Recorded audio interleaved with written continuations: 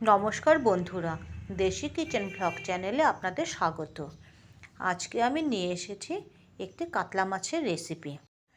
বাঙালি আর মাছ যেন মিলেমিশে কোথায় এক হয়ে গেছি। তো আজকে আমি কাতলা মাছের যে রেসিপিটি করব সেটি হচ্ছে দই কাতলা। আজকে আমি দই কাতলা করছি কারণ কাতলা মাছের তো আমরা অনেক রকম প্রিপারেশনই তৈরি করি। তো আজকে আমি সেই রকমই একটা আলাদা রকম রেসিপি নিয়ে এসেছি। প্রতিটি রান্না শুরু করার আগেই সব কিছু আগে রেডি রাখতে হয়। তো সেরকমই আজকে আমি যে দই কাতলা রান্না করব তার জন্য আমি সব কিছু আগে থেকেই রেডি করে নিচ্ছি। তো প্রথমে আমি নিয়ে নিলাম 4 পিস কাতলা মাছের পেটি। তো এই পেটিগুলোকে আমি শুধু নুন মাখিয়ে নিলাম। আজকে আমি এখানে কোনো হলুদ মাখছি না। এরপর নিলাম কাঁচা লঙ্কা, পেঁয়াজ ও আদা পেস্ট করে নেব। আর নিলাম কাজু বাদাম কিশমিশ, এটাকেও পেস্ট করে নেব। এবার গ্যাসে একটি প্যান চাপিয়ে দিয়ে দিলাম সর্ষের তেল। মাপ মতো সর্ষের তেল দিয়ে তেলটা খুব ভালোভাবে গরম করে নিয়েছি। এবার আমি দিয়ে দিলাম মাছের পিসগুলো। মাছের পিসগুলোর থেকে একটু তেল ছিটকে আসছে বলে আমি সঙ্গে সঙ্গে ঢাকা দিয়ে দিলাম। ঢাকা দিয়ে আমি উল্টে দিলাম। আর এই ভাজাটা আমি খুব কড়া ভাজা করব না, দুপিঠ মোটামুটি লাল লাল করে ভাজা হবে। আর আমি মাছগুলোকে নামিয়ে নেব। একদিক ভেজে নেওয়ার পর মাছগুলোকে আমি উল্টে নিয়ে আবার ঢেকে দিলাম। দুপিঠ হালকা ভাজা হওয়ার পর আমি মাছগুলোকে নামিয়ে নেব। দই কাতলা বা মাছের ঝোল করতে গেলে মাছগুলো কড়া ভাজা করলে পরে মাছের স্বাদটা কিন্তু একটু অন্যরকম হয়ে যায়। অল্প ভাজা হলে পরে মাছের টেস্টটা খুব ভালো আসে। তো যাই হোক, মাছগুলো ভাজা করে আমি নামিয়ে নিলাম। এখন সেই বাকি তেলে আমি দিয়ে দিলাম তেজপাতা আর গোটা একটি এলাচ, 2 টুকরো দারচিনি এবং 3-4টে লবঙ্গ, আর দিলাম কিছুটা গোটা জিরে। ফোড়ন হালকা ভাজা হওয়ার পর সেই তেলের ওপর আমি দিয়ে দিলাম কাঁচা লঙ্কা, আদা এবং পেঁয়াজের পেস্ট। এই পেস্টটা দেওয়ার পর এখন দেব আমি এখানে মাপ মতন হলুদ। তবে এই রান্নাতে খুব বেশি হলুদ ব্যবহার করব না। হলুদ এবং দিচ্ছি 1 চামচ জিরে গুঁড়ো। এই মশলাটা যতক্ষণ তেল এবং মশলা আলাদা না হবে ততক্ষণ পর্যন্ত আমি এটাকে সাঁতলে নেব।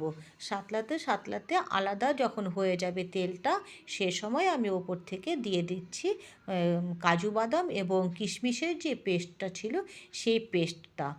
তার আগে দিচ্ছি সামান্য আদা কুচি। আদা কুচি এ সময় দিলে ফ্লেভারটা খুব ভালো আসে। যাই হোক, আমি কাজু আর কিশমিশের পেস্টটা দিয়ে দিলাম। দিয়ে এবারও খুব ভালোভাবে আমি এটাকে কষিয়ে নেব। মশলাটা খুব ভালোভাবে কষানো হয়ে গেছে। তো এবার আমি দিয়ে দিচ্ছি মশলা যে রেখেছিলাম যে পাত্রে, সেই পাত্রটা ভেতরে ধুয়ে একটুখানি জল দিচ্ছি। এবার আমি মশলাটা যদি আমি এভাবে কষিয়ে নিই তবে সেদ্ধটা খুব ভালো হবে। তো এবার মশলাটা মোটামুটি আমার কষানো হয়ে গেছে, তেলটাও এবার ছাড়তে শুরু করবে। এই অবস্থায় আমি দিয়ে দিচ্ছি দই। এই দেখুন, দই কিন্তু আমি পেস্ট করে নিয়েছি। যে সকল বন্ধুরা কখনো রান্না করনি তারা কিন্তু আমার এই রেসিপিটা দেখে খুব সহজেই দই কাতলা তৈরি করে নিতে পারবে। অবশ্যই খেয়াল করেছো, এখানে কিন্তু আলাদা কোনো স্পেশাল মশলা আমি ব্যবহার করিনি। যেসব মশলাগুলো ঘরে আমাদের সচরাচর থাকে সেই মশলা দিয়েই আমি এই দই কাতলা রেসিপিটা রান্না করছি। তো বন্ধুরা সকলেই আমার এই রেসিপিটি একটু ট্রাই করবে। সকলেই বলতে যারা কখনো রান্না করনি দই কাতলা, একদমই নতুন রাঁধুনি, তাদেরকে আমি বলছি। তো এখানটায় আমি দিয়ে দিলাম যে আর একটুখানি লাল লঙ্কার গুঁড়ো, কারণ যে একটা লঙ্কা দিয়েছিলাম বলে ঝালটা একটু কম হয়েছিল। তো বন্ধুরা, তোমরাও যখন রান্না করবে তো অবশ্যই তোমাদের নিজেদের পছন্দ মতন ঝাল দেবে। তো এবার আমি দিয়ে দিলাম এই গ্রেভি তৈরির জন্য মাপ মতন জল। এখানে কিন্তু আমি কোনো গরম জলের ব্যবহার করিনি, এমনি নর্মাল টেম্পারেচারে থাকা জলই আমি ব্যবহার করেছি। আপনারা চাইলে এখানে গরম জলের ব্যবহার করতে পারেন। গ্রেভি তৈরির জন্য জল দেওয়ার পর এবার দিয়ে দিচ্ছি আমি স্বাদ মতো নুন এবং আমি এখানে দেব খুব সামান্য পরিমাণ চিনি। চিনিটা দিয়েছি শুধু একটু ব্যালেন্সের জন্য। যাই হোক, এই ঝোলটা তো ফুটে উঠেছে, এবার ঝোলটাকে গ্রেভি করব মানে একটুখানি ঘন করব। তা সেই জন্য আমি এখানটায় ঝোলটা ফুটে ওঠার পর দিয়ে দিচ্ছি মাছ ভাজাগুলো। মাছের পিসগুলো দিয়ে এবার আমি একটু ঢাকা দিয়ে দেবো। তো এই ঢাকনা দেওয়া অবস্থাতেই 5 মিনিট না, ওই 2 মিনিট মতন আমি এটাকে খুব ভালো করে ফুটিয়ে নেব। ফোটানো হয়ে গেলে আমার মাছ একদম রেডি। তো এই দেখুন বন্ধুরা, আমার দই কাতলা কিন্তু রেডি হয়ে গেছে।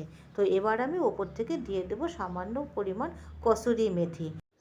কসুরি মেথির পরিবর্তে এখানে কিন্তু গরম মশলা বা ধনেপাতার ব্যবহারও করা যেতে পারে।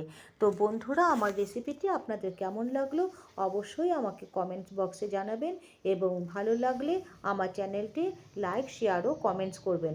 আর অবশ্যই সাবস্ক্রাইব করে পাশের বেল আইকনটি প্রেস করে দেবেন, তাহলে আমার পরবর্তী যে নতুন রেসিপি আমি পোস্ট করব যখন, সেই রেসিপির নোটিফিকেশন আপনাদের কাছে খুব সহজেই পৌঁছে যাবে। তো বন্ধুরা, আজকে আমার দই কাতলার রেসিপি খুব সহজেই এবং সাধারণ উপকরণ দিয়ে আমি তৈরি করলাম। আশা করি যে সমস্ত বন্ধুরা নতুন, তারা অবশ্যই আমার রেসিপিটি একবার ট্রাই করবে। তো বন্ধুরা, সকলে ভালো থাকবেন এবং সুস্থ থাকবেন। আশা করি আজকে আমার এই রেসিপিটি আপনাদের ভালো লেগেছে। আমার এই রেসিপিটি সম্পূর্ণ দেখার জন্য আপনাদেরকে অসংখ্য ধন্যবাদ। সকলে ভালো থাকবেন।